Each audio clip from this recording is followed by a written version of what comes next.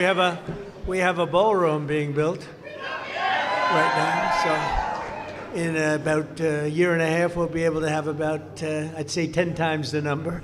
We can invite some friends that couldn't make it today because, frankly, this was a sold-out crowd. Has been ever since I've been president. Every year it's been sold out. So a lot of great friends. Here's your knockout panel, okay? For those that are interested, see that curtain? You open that curtain, and it's a beautiful funnel right into the most beautiful ballroom. It's being built right now. So it's pretty, and they wanted it for 150 years. We're getting it done a lot. We're getting a lot of other things done, too.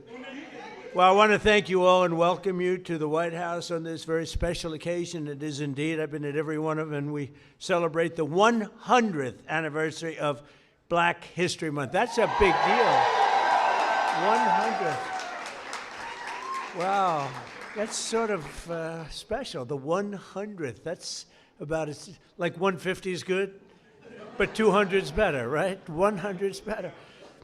I want to begin by expressing our sadness at the passing of a person who I knew very well. Jesse was a piece of work, I want to tell you. He was a piece of work, but he was a good man. He was a real hero, and I just want to pay my highest respects to Reverend Jesse Jackson. He's a good man. He was actually, as you got to know him, he got better and better all the time. A lot of people, you get to know them, they get worse and worse. Jesse got better and better. But I knew him well long before becoming president, and he really was special with lots of personality, grit, and street smarts. You would say Jesse had serious street smarts, right? A very important ingredient to life, I will tell you. He was gregarious and someone who truly loved people and a force of nature. He was somebody that we're going to greatly miss. And on behalf of everyone here today, I know you join me in sending our condolences to the entire family. Got a great family. We're also honored to be joined this afternoon by many exceptional African-American leaders and patriots, including Secretary Scott Turner, recommended. Where is Scott? Where is Scott? Will you come up here, Scott? He was recommended by somebody who's very special to me, Ben Carson. Ben Carson. Where's Ben? Where's Ben? Come on up here, Ben. Come here. I got to get here. And his wonderful wife, Candy. Candy, I'm going to steal Ben for a second because, you know, Ben recommended Scott. And when Ben recommends somebody, I just do it. Did I make a good decision? Be careful. Don't fall, Ben. If you fall, that's the end. You can never recover from a fall. You know, you can make the greatest speech ever, but if you fall, my predecessor taught me that. So is Scott doing a good job, Ben? He's doing the best job ever. Come on, say that. I like that.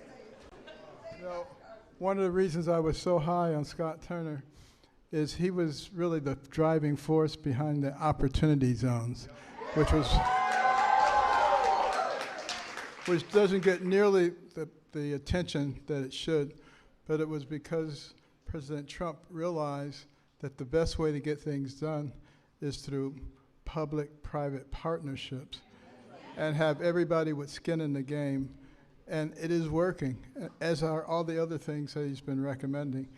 And at some point, the mainstream media will recognize that you don't politicize everything.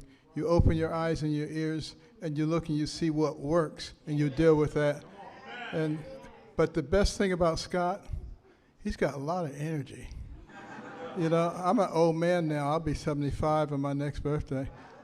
And I'm not like President Trump. He just goes forever. But no one else is like that. But Scott Turner, we call him the Energizer Bunny, and he is doing a fantastic job. And I want to congratulate all the people at HUD because most of them have come back and continued with what we were doing during the first Trump term, and it's fantastic. Thank you very much, Scott.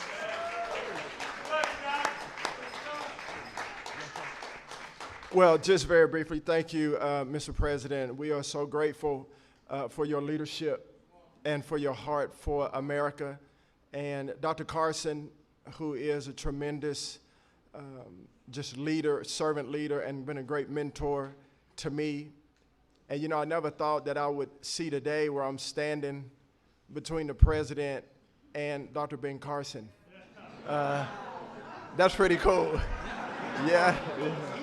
And so I just want to say to everyone that's here, you know, as we celebrate this special day in not only Black history, but American history, this year that we've been here, you know, under President Trump, the Lord has been so gracious to us, and he's been faithful, and the president has been a tremendous leader in his work ethic, his heart for people. And when he says America first, he really does mean America first. Yeah.